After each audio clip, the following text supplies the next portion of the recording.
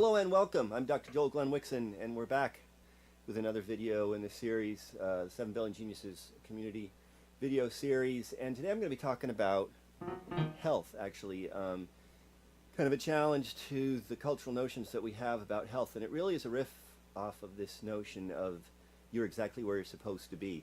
A lot of times this idea of being exactly where you're supposed to be can come across as patronizing and kind of annoying.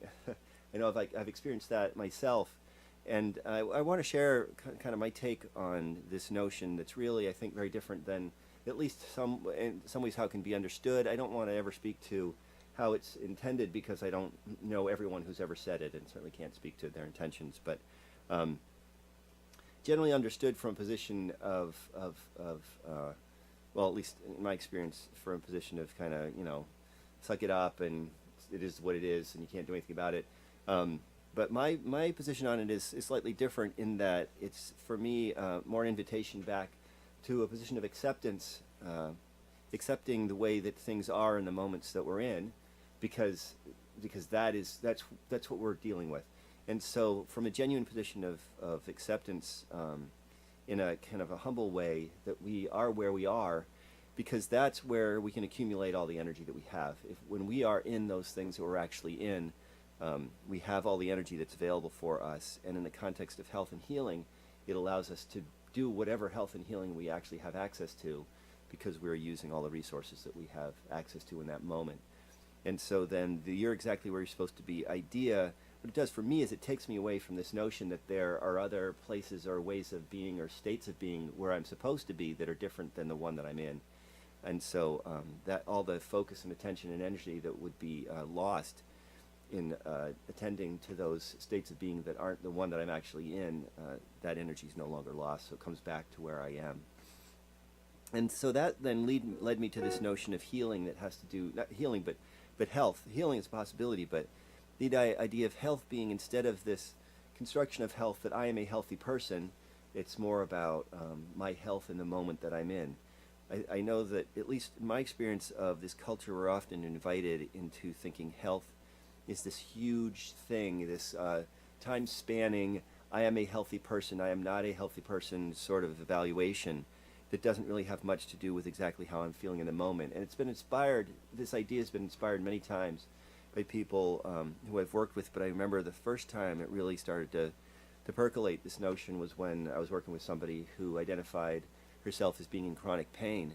And over time we came to realize that although she did have, in fact, number 10, 12, 15 pain during her life, she also had periods of her life where the pain was more of a 2 or a 5. And we realized that by being in those moments, she started to experience her life in a different way, where instead of the chronic pain notion that really had her paying attention to those times when the pain was at her worst, or at its worst, when she really started to think about how it changed over time, she started to see that a lot of her life wasn't in that 10, 12, 15 level pain, but in lower levels, and so that her experiencing the entirety of her life brought her a different experience of her life. And so this is similar in the context of health, being that it's not about if you have some chronic disease, it's not about if you have the chronic pain, it's not about if you've lost a limb or if you have heart disease, or it's more about in the moment that you're in, what is your experience? And if you peel away all the coulda, shoulda, wouldas about how your life would be if you didn't have whatever this is, and you're not thinking about how crappy it's going to be if you still have this in 6 weeks, and you're not thinking about how it's going to feel in 5 minutes when you have to take your medications, or these sorts of ideas, we're allowed to come back into how we're actually feeling in this moment and what we can do in this moment to promote our health, whether it's what we eat or our position of relaxation. I get a little distracted right there because that's really my thing right now. When I'm in a position of struggle, to think, what I can do in this moment right now is really relax. I can relax further, even and further and further, and I might take up a breathing practice to just relax into the moment that I'm in, because, if it's a moment where there's no reason not to, I'm sitting around, laying around, talking to people, whatever it happens to be, and I can just simply relax and relax more, that's what I'm going to take up, because ultimately that position of relaxation minimizes the energy that I'm actually putting out, the real actual calorie burning energy that I'm putting out. And I'm more likely to be able to redirect that energy to whatever healing I happen to be doing in my body at the time. And so it becomes a win-win for all concerned, because I'm relaxing more. There's no downside to that. I'm not using energy that I don't need to be using in coulda, shoulda, wouldas and future, past, and imagination stuff. So it's all just coming back for me to use in a way that's consistent, with what my body's more likely to be doing, which is healing. And so this is just another further elaboration of the 7 Billion Geniuses ideas that I've been talking about in all these videos. Again, there is a book, 7 Billion Geniuses. If you'd like a copy, please let me know. I'm happy to send it on to you. But it's the basis of these ideas where there's a importance of who we are and when we are, that when we are fully in the moments that we are in, and less likely to be projecting ourselves out to future and past ideas pulled by the invitations that can take us to those places, but ultimately bring us into places where we can't have any control, because we can't control the future or the past. We lose energy, and it's not ultimately good. Certainly is not good for me.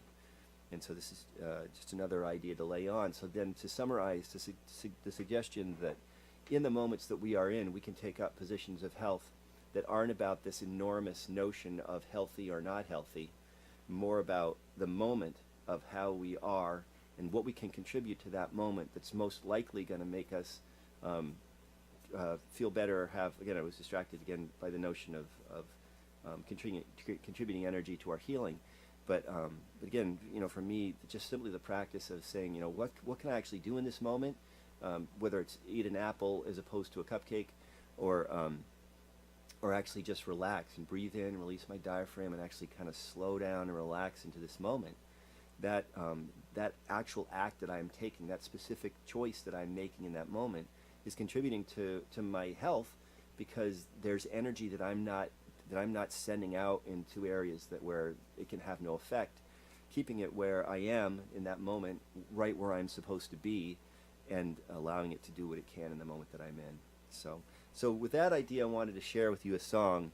This song is a song that I wrote quite recently, and it's called What I Know Now, and it's very much about the notion of being in the moment, and the idea that now, when we're in the now, where we're actually physically already, we bring ourselves consciously into the now, we can have the most effect on people. And it's kind of a play on words, the idea that if I knew then what I know now, I would act differently and treat people more compassionately, and have more humility and acceptance.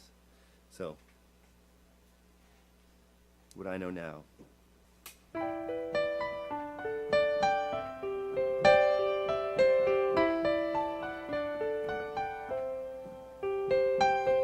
When I was young and blind and free, there were things about living life I could not see. When I believed that I could tell what mattered mostly by the way that it served me. When you're selfish, you don't know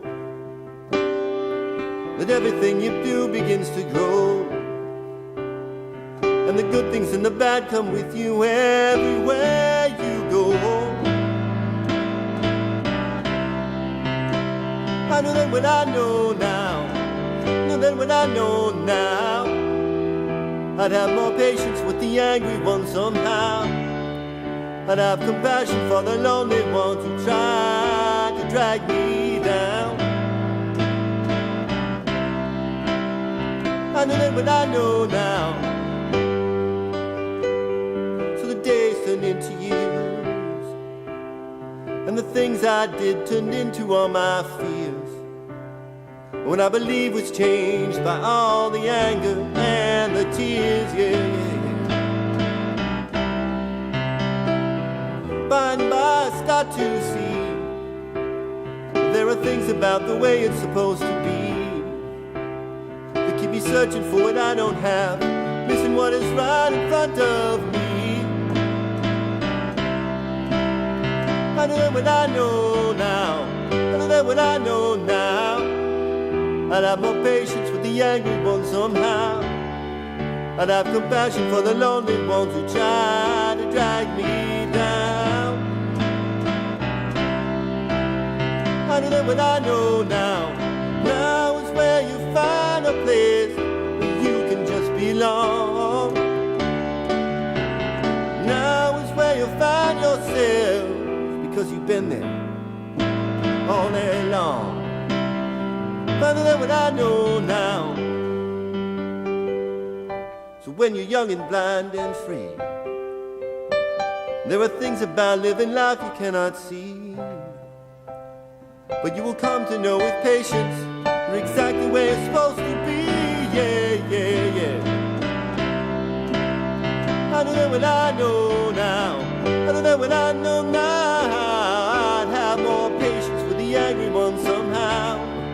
I'd have compassion for the lonely ones who try to drag me down. I know that what I know now. I know that what I know now. I'd have more patience with the angry ones somehow. I'd have compassion for the lonely ones who try to drag me down. I know that what I know now.